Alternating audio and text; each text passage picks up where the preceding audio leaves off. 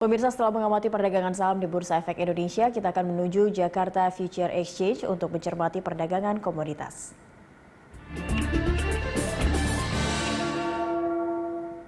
Dan untuk mengetahui perkembangan di pasar komoditas, kita telah terhubung dengan Direktur Utama HFX Internasional Berjangka, Ilham Syarif.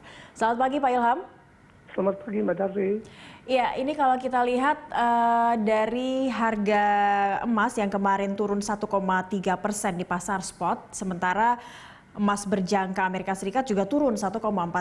Apakah sentimen ini bisa menjadi katalis positif atau justru sebaliknya menjadi katalis negatif bagi perdagangan berjangka? Ya, saya mulai review dulu ya dari volume transaksi kita ya, Mbak. Hari kemarin terakhir ditutup tuh untuk komoditas kopi Arabica itu mengalami penurunan Rp1.000, kemudian Robusta mengalami penurunan 260. Kemudian olein juga mengalami penurunan 280 dan gold Rp4.050. Kita lihat dari sini memang ada penurunan. Beberapa hal yang menjadi kaitan adalah masih pengaruh virus pandemi corona ya. Tapi kalau untuk gold itu turun ini sebenarnya koreksi, Mbak. Jadi dia kalau untuk dunianya masih di atas level pagi ini masih di atas level mendekati 1.650 sampai 1.750 lah. Jadi mereka sempat tertinggi kemarin di 1.720, dia turun tajam sekali itu. Untuk saat ini Pak Ilham, harga emas dalam negeri kita di kisaran berapa? Kalau kita punya untuk dalam negerinya ya, dia levelnya pada level di sekitar 830 sampai 860. Saya lihat ini 1.000 begitu ya? Iya. Ini angka yang dipakai mereka untuk melakukan beli kembali. Dengan emas, lalu imbas kejatuhan harga minyak emas berjangka ini juga turun 23,4 US dollar. Bagaimana pergerakan komoditas emas untuk hari ini saja? Kalau tadi Anda sampaikan kita ada di harga kisaran 800.000. Kalau hari ini ya, kita lihat nanti malam nih, saya lihat ada berita Amerika untuk unemployment rate-nya.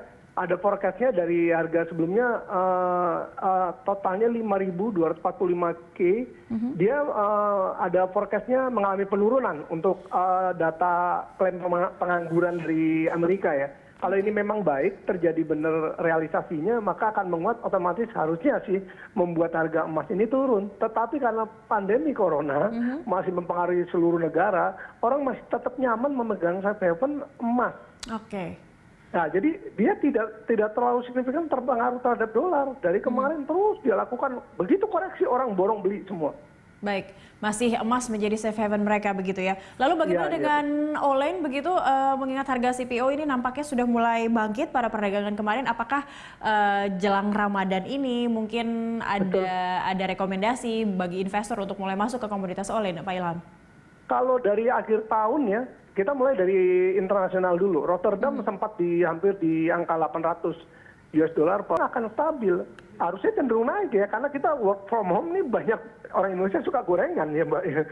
Terus terang aja kalau minyak olahan kita yang olein ini dilihat marketnya sebetulnya stabil saya lihat. Cuma harga kira-kira apa yang bisa Anda rekomendasikan kepada investor mungkin untuk menarget komoditas apa saja begitu yang masih berpeluang untuk bisa mengalami kenaikan?